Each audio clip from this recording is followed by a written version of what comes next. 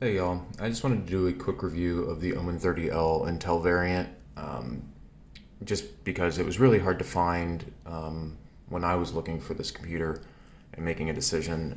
It was hard to find a review that wasn't in partnership with HP or didn't generally reek of marketing spin or wasn't on a paid for by advertising site like PC Mag.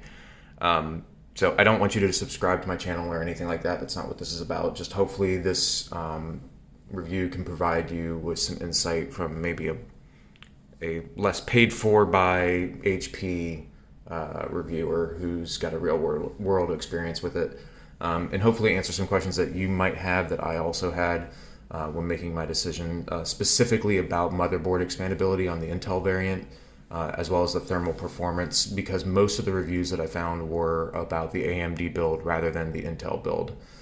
So just to go over this real quick, my build has a i5-10600K with the AIO cooling, an RTX 3070, 16 gigabytes of DDR4, 3200 megahertz RAM. I only got a 256 NVMe SSD installed, which I'll explain why in a minute, and the 750 watt power supply. The total cost for me was $1,394, plus an additional $83 for tax, and I got free shipping. That comes with that price includes the holiday discounts that I got, which I think was like, I want to say it was like 5% off and then another 10% off, or it was $50 off and then another 10% off. I'm going to go through a few different things and I'll try to tag them in the timeline for the video so you can jump around to the different things I'm going to touch on, but I'll just jump right into it. So for shipping, except for the obvious delays, thanks to a crippled GPU market, shipping went smoothly. The packing for the computer was really good, and I received my unit without any damage or loose parts. I especially like GPU's solution for the HP's solution for the GPU, which includes an additional black bracket on the right side. You can kind of see that right there, which assists it in supporting it during shipping, but it also supports it just in general use, which is kind of necessary considering how large the footprint is of the RTX cards this time around and how much they weigh. As far as build quality, cable management, and aesthetics go, I'm really happy with the build quality. The fit and finish is what you can expect from a large manufacturer who's able to leverage the economies of scale. So the PC feels really rock solid. The screwless and toolless case panel access works really well. There's just a button on the back that you can press and pop off your side panel. So yeah, I mean, if you've ever had an HP OMEN product before, you know they're built pretty solidly, and frankly, this is probably better than what I would have done myself if I were to have built my own computer. Not saying that everybody wouldn't have been able to do better, but personally, I wouldn't have been able to do this as well, I don't think, without at least spending more money than what I spent on it. So additionally, I'd like to mention that there were no issues with the XMP settings or any other hardware settings like Wi-Fi, networking, or Bluetooth once I got the build, so everything just kind of worked as it should right out of the box.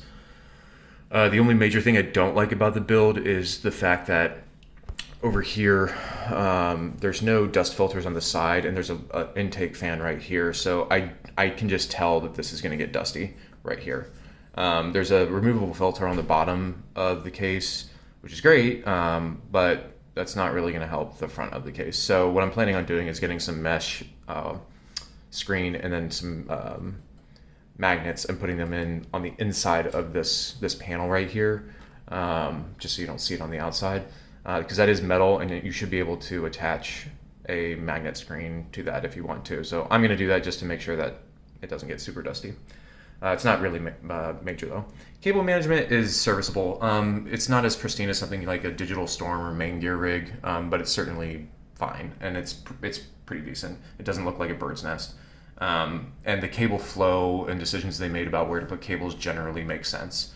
The only cable that really annoys me is that one, and that is your AIO RGB cable. I put it back to this position just for the sake of this video, but it's really easy to just kind of tuck it up and around the RAM again. I don't really display my case, so it's not really a big deal to me.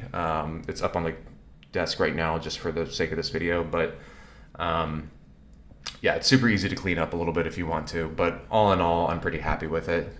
It's not going to obstruct airflow, which is frankly the thing that's most important to me. Oh, another major thing for the cables is, and this is a major benefit for me. This might not be for you, but one of the things that they did nicely, I don't know if you can see it, is right up here, these cables that are just kind of tucked in here, those are SATA cables already connected to the motherboard. So if you want to install or expand your hard drive space, you can do so very easily. You don't actually have to mess with any of the cables. They've already done that for you. I think that's a nice little touch, and that's good attention to detail from HP. The all-black PCB, GPU, cabling, and case look great together. Like I said, I don't really display my case. I don't care too much, but it's nevertheless nice to have something that looks at least not offensive, and I actually think looks pretty sleek. I kept the lighting all white, but sometimes I frankly just turn it off. Let's talk about bloatware. So let's be honest, there's going to be bloatware when you get an HP. This isn't Main Gear or somebody like that who purposely advertises as not putting any bloatware on their systems. But it took me like 5 minutes to remove everything. It really wasn't hard. Just go through the add and remove programs feature in Windows 10. The only things I left on there were the OMEN command center and the lighting software. The lighting software is self-explanatory, but the command center is HP's overclocking stuff, which I know you can use like MSI Afterburner and whatnot, but frankly, the OMEN command center's built into the system and it's integrated well, and it actually is pretty clean, and it's got a benchmarking utility built into it, so it's pretty helpful actually. And I'll get to the overclocking point in here in a minute when I get to thermal performance. There were a few items remaining that I couldn't uninstall that were related to HP collecting data for their analytics, which I didn't want them to do, but these are super easy to uninstall. So basically all you need to do after you've uninstalled the bloatware that you're able to, you might like press Control Delete and look at your task manager and then see that there's a few HP things still running. Hit your Windows key, type run, type services.msc, and then scroll through and look for programs that start with HP and then a space. Then you just need to double click on them and then set their startup type to disabled, and then click stop the process and then click apply. I'll show you the ones that I've got on my system that I stopped. Those ones that are HP, the ones that are, let me see if we can get my mouse on it. Yeah, these few right here, you can see that they're all disabled. And now basically my computer doesn't run anything from HP ever. Now we'll see if a Windows update or something changes those settings back, but for right now it's been good. Speaking of Windows updates, there were a bunch of updates that needed to be installed obviously when I got the new computer, but everything went really smoothly. I flashed the BIOS because there was a firmware update that they recommended. Not really sure what it was needed for, but that went smoothly. I didn't really have any issues. It did just shut off my computer and didn't restart. And so then I restarted the computer manually, and then it went through the installation process again, which was kind of odd, but all in all, went really smooth. Expandability, this is one of the things that was so hard to find for the Intel variant. So there is an extra M.2 slot for an NVMe SSD. It's under, I don't think you can see it because of the reflections, but it's under there. There's one that's being used for Wi-Fi, one that's being used for the solid state drive that comes installed, and then there is an empty one that you can use for a slot expansion. But also, there's two standard SATA connectors for additional storage as well. There may even be three, but like I said, the cables are already managed, so it's frankly it's actually the easiest would be to install your SATA, and then next easiest would be the NVMe. There's 4 slots for memory, and though I've read about people claiming that they have issues with achieving, proper XMP settings with third-party RAM due to the BIOS not offering any option to edit those settings, I frankly think that this is kind of an overblown issue. You should be able to get around that using Intel ETU. Either way, the RAM they provided is fast enough. 3200 megahertz is just fine. The CAS latency is a little slow. I think it's 20 or 22. But frankly, I won't really upgrade until there's a reason to do so. It works just fine. If you're an enthusiast, you're going to be building an enthusiast build. So if you're looking for something that just works really well, yeah, this is totally fine. Thermal performance. This was another thing that I was really concerned about with this build, just based off of what the reviews that I saw of the AMD build. But for Intel, I'm happy to report this thing's actually working a little bit better than I thought it would, given how frankly restrictive the airflow is and the weird airflow path that they've got. So you've got an intake here with an outtake and then another outtake there. It's not the flow that I would have chosen, and this is actually, I believe this is the way that we used to do airflows, like back in like early 2000 builds. But times have changed, and I'm kind of surprised I went with this route. But either way, it seems to be working well. So I ran Ada 64 with a CPU, FPU, and cache stress test with all cores turboing to 4.5 gigahertz as advertised, with zero thermal throttling, and it settled into about 74 degrees. And that is with your CPU absolutely cranked. So in real world performance, my CPU never really gets above 65. And that's during like rendering and Adobe work. So real world performance is better than Ada 64, and Ada 64 is really better for stress testing your stability of your overclock. It's great for stress testing your thermal performance as well, but it's really not characteristic of a real world situation in my own experience. It performed really well. And then the GPU settled in at around 70 degrees during a max setting Heaven stress test, again with no thermal throttling. So as weird as this thermal flow is, or this airflow is, the thermals are great on this. I'm really, really happy with what I got. And like I said, the GPU never gets above like 65 during actual gaming experience. Heaven was fully cranked and I ran it for like 30 minutes and it got in at like 70 degrees. But when I'm gaming, I haven't seen it go above 65. Let's talk about overclocking.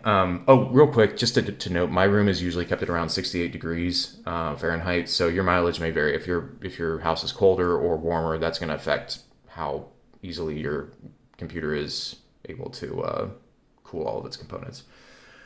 I haven't actually overclocked the CPU yet. The reason I got the 10600K is that there's quite a bit of headroom for overclocking. It can match or even beat a stock 10900K. And given my thermal performance, I think that I can achieve that pretty easily. However, because the system's performing so well with the work that I do in the games that I play, I don't plan on overclocking it for another few years until I really need to squeeze the last bit of life out of it that I can. It's working just fine. I don't need an extra 10 or 15 frames on a game that I'm getting 150 frames on anyway. So I'm perfectly happy with where I've got. Let's talk about cut corners. To be honest, there's not a lot to talk about here. HP didn't really cut many corners, it doesn't seem like. The build quality is great. The components, while not enthusiast level, are definitely top notch. You've got Cooler Master fans, Cooler Master PSU, a really well-built case. The memory is name brand. The processor is name brand. The AIO, I'm not sure who builds it, but it seems to be working just fine, so I'm fine with it. The motherboard, while it is HP's proprietary motherboard, is actually really well built and it looks great. I actually don't know why more board manufacturers aren't just doing solid black. It looks better than any of the weird designs that I've been seeing on some of them. The cables they're not wrapped, but they're at least tidy. So they didn't really seem to cut many corners from things that actually matter. The only thing I will say is that the keyboard and mouse that they provided are freaking useless. They're off in a box somewhere, and I'm not even going to show them to you. They're just like a chiclet keyboard and a crappy mouse. Frankly, I just wish that they would offer you an option to not include those in your order, so that we can avoid more e-waste. E-waste is a real issue, and I think it's stupid that companies like HP sort of force you to have the stuff in your order.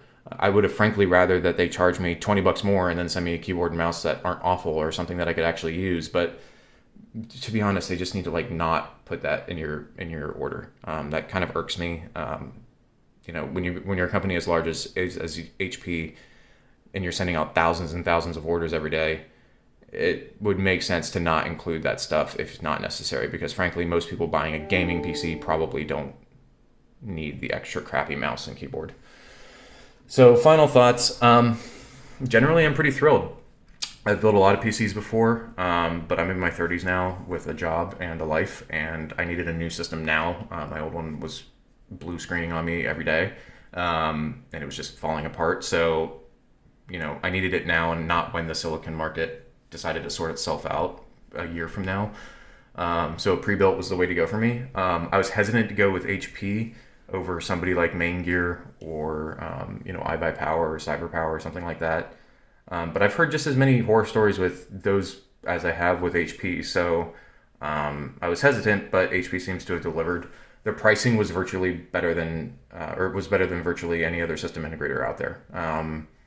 iBuyPower came close, but not with the exact specs. They had more storage, but maybe a lesser GPU or a lesser CPU, and those were more important to me because storage is easily updated and cheaply done so. That wasn't really a major thing for me. There's not really a whole lot of bad things I can say about the build, and the things that are bad aren't really deal breakers, and they're not really that important. It's frankly been a really good experience for me. So in general, yeah, I recommend it.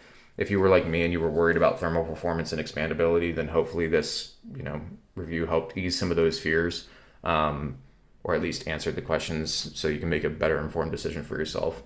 As with anything in life, your mileage may vary, but from my own experience, I can't really imagine needing or wanting anything else from a new gaming or work PC in 2021. So, yeah, all in all, it's a good build.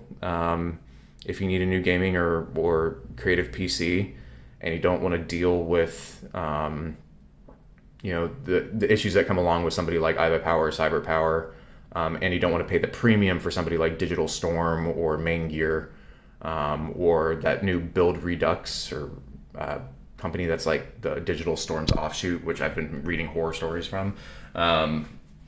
Yeah, like if you don't want to deal with the pricing for those and you just need something that's going to work and you're willing to put in a little bit of like 5 minutes of work to get rid of your bloatware, go with this. You won't be disappointed. It works really well. The build quality is great.